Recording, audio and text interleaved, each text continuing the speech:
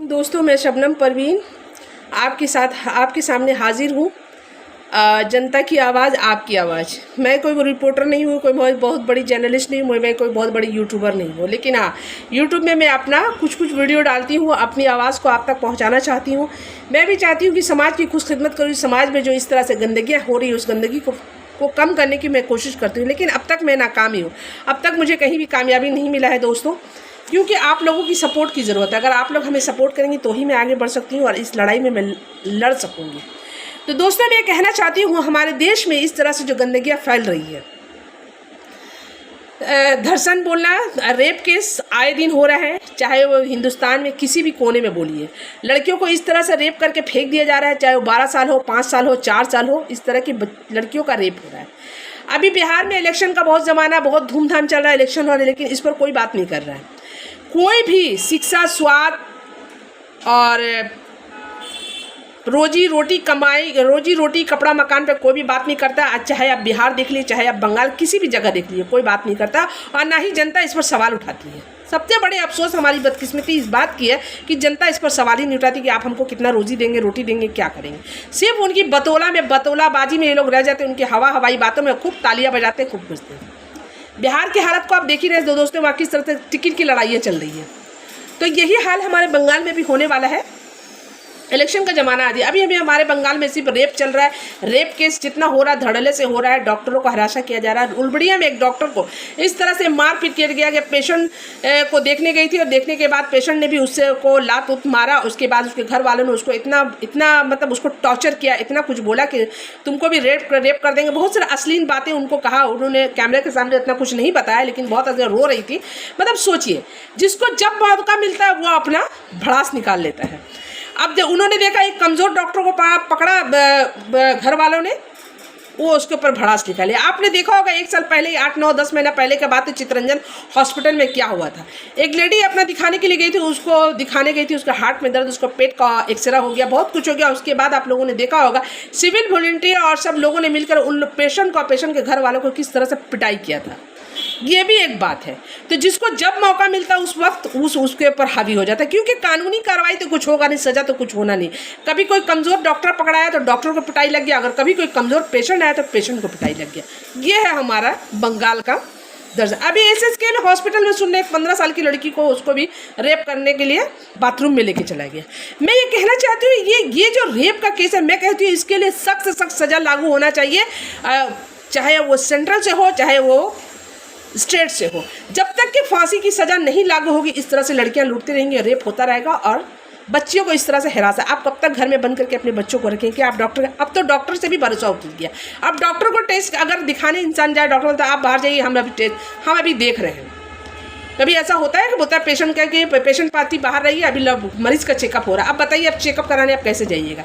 मिसाल के तौर पे जब सीजरियन बेबी होती है तो वहाँ पर भी डॉक्टर, नर्स सब कुछ होते हैं। अब बताइए, आप वहाँ पर भी इंसान को दिल हड़पता रहेगा कि कैसे इस डॉक्टर के ऊपर छोड़े।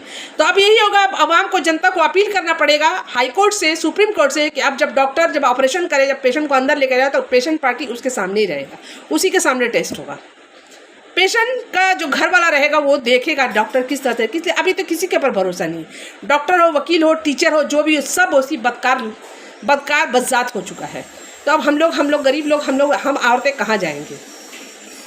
तो मैं ये कहना चाहती हूँ, देश में ये जो हालत है, अब पढ़ाई देखिए, खाना नकदी खाना मिलता है, नकदी खाना बेचता है, सिर्फ उसको पकड़ लिया, पुलिस पकड़ लेती है, उसका पैसा देके सेटिंग हो जाता है, सेटिंग होकर ख़त्म। तो मैं कहना चाहती हूँ, जो लोग ये सेटिंग कराते हैं, जो पुलिस वाला हो, कोई भी महकमा हो, उसके ऊपर क्यों नहीं कार्रवाई होती, उसको सख्त से सख्त सजा क्यों नहीं दिया जाता है। इस जुल्म को जो इतना बढ़ाया जाता है, काला धंधा को इतना बढ़ाया जा रहा है, इसको बढ़ाने वाला कौन है। सब अंदर से ऊपर तक पूरा सेटिंग मिला हुआ है, मिल के इसको बढ़ाता है। तो जो लोग बढ़ाने में कामयाब, जो लोग बढ़ाने में इसका सहायता करते हैं, जो इसको बनाते हैं, जो इसको करते हैं, जो गलत चीज़ को सही बोल देते हैं, उसके ऊपर सख्त से सख्त कार्रवाई क्यों नहीं होता है। आज देखिए, स्कूलों में पढ़ाई नहीं रही, पढ़ाई बंद है, लेकिन कोचिंग सेंटर धड़ल्ले से चल रहा है।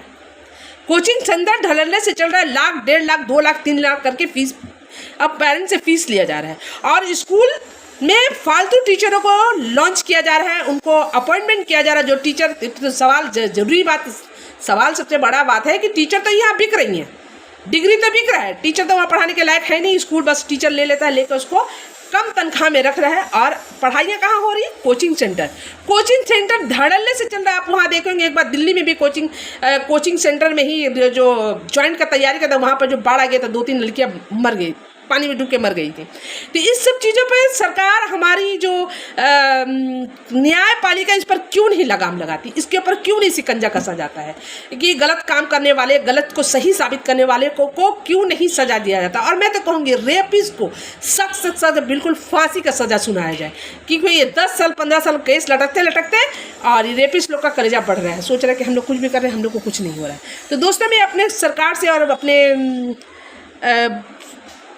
मैं क्या बोलूँ, सुप्रीम कोर्ट से, हाई कोर्ट से, लोअर कोर्ट से, सभी से मैं अपील करना चाहती हूँ इस सबों पर सख्त से सख्त शिकंजा कसने की ज़रूरत है और इन लोगों के ऊपर सख्त से सख्त, नहीं तो हमारा देश बिल्कुल लूट जाएगा और आवाम बिल्कुल मेरे मौत की कगार में हो जाएगा। खाना से लेके हर चीज़ इंसान को जहरीली दी जा रही है, इसके ऊपर सख्त से सख्त शिकंजा कसने की ज़रूरत है और इस पर कानूनी कार्रवाई करने की ज़रूरत है। जब तक इस पर कानूनी कार्रवाई नहीं होगी, इस पर शिकंजा नहीं कसा जाएगा उस वक्त। और सबसे पहली बड़ी बात मैं बोलूँगी, इलेक्शन के ज़माने में जब इलेक्शन का टिकट दिया जाए, नॉमिनेशन हो, उसका भी एंट्रेंस एग्ज़ाम होना चाहिए कि ये कितने पानी में है, तभी अब हमारा देश सुधरेगा।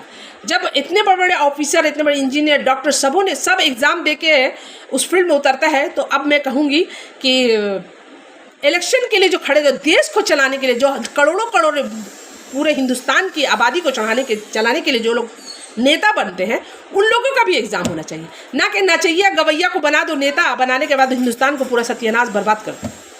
तो दोस्तों मैं अपनी बातों को ख़त्म करूँ, इंशाल्लाह फिर दूसरी वीडियो में आप लोग से मिलूंगी और मेरी बातों को ज़्यादा से ज़्यादा अपने लोगों तक पहुँचा रहा, अपनी आवाज़ को, अपनी जो कीमती वोट को पहचानने की कोशिश करें। अल्लाह हाफ़िज़।